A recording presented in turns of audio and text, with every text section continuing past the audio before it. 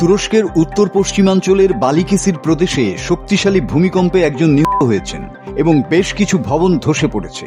গতকাল স্থানীয় সময় রোববার সন্ধ্যা ৭:৫৩ আঘাত হানা ৬.১ মাত্রার ভূমিকম্পটির কেন্দ্রস্থল ছিল প্রদেশের সিন্দেরগি শহর। তুরস্কের স্বরাষ্ট্রমন্ত্রী আলী ইয়েরলিকায়া জানান, ধ্বংসস্তূপ থেকে উদ্ধার করার কিছুক্ষণের মধ্যেই মারা যান ৮১ বছর বয়সী এক বৃদ্ধা।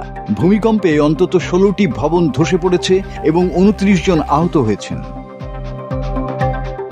দেশটির দুর্যোগ ব্যবস্থাপনা সংস্থা জানায়, ভূমিকম্পের আঘাত ইস্তাম্বুল পর্যন্ত অনুভূত হয়। সামাজিক যোগাযোগ মাধ্যমে প্রকাশিত ছবিতে দেখা গেছে সিন্দিরগিতে বেশ কিছু বড় ভবন সম্পূর্ণ ধসে গেছে। চারদিকে ছড়িয়ে আছে বাঁকানো লোহার কাঠামো আর ধ্বংসস্তূপ। ভূমিকম্পের পর প্রেসিডেন্ট রিসেপ তাইয়েপ এরদোয়ান এক বিবৃতিতে ক্ষতিগ্রস্তদের প্রতি সমবেদনা জানান। তিনি বলেন, সরকার উদ্ধার ও ত্রাণ কার্যক্রম নিবিড়ভাবে পর্যবেক্ষণ করছে। সামাজিক যোগাযোগ মাধ্যম এক্সে শেয়ার করা বার্তায় তিনি লিখেছেন, আল্লাহ আমাদের দেশকে সব ধরনের দুর্যোগ থেকে রক্ষা করুন। স্বরাষ্ট্রমন্ত্রী ইয়েরলিকায়া আরও জানান, উদ্ধার অভিযান শেষ হয়েছে এবং নতুন করে বড় ধরনের ক্ষয়ক্ষতি বা হতাহতের খবর পাওয়া যায়নি।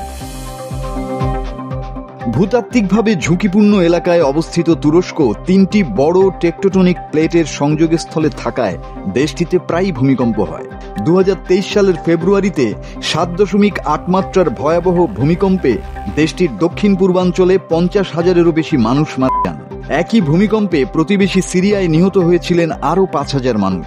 ওই সময় কয়েক লাখ মানুষ গৃহহীন হয়েছিলেন, যাদের অনেকেই এখনও পুনর্বাসিত হতে পারেননি। মাসুদ হাসান, বাংলা টিভি।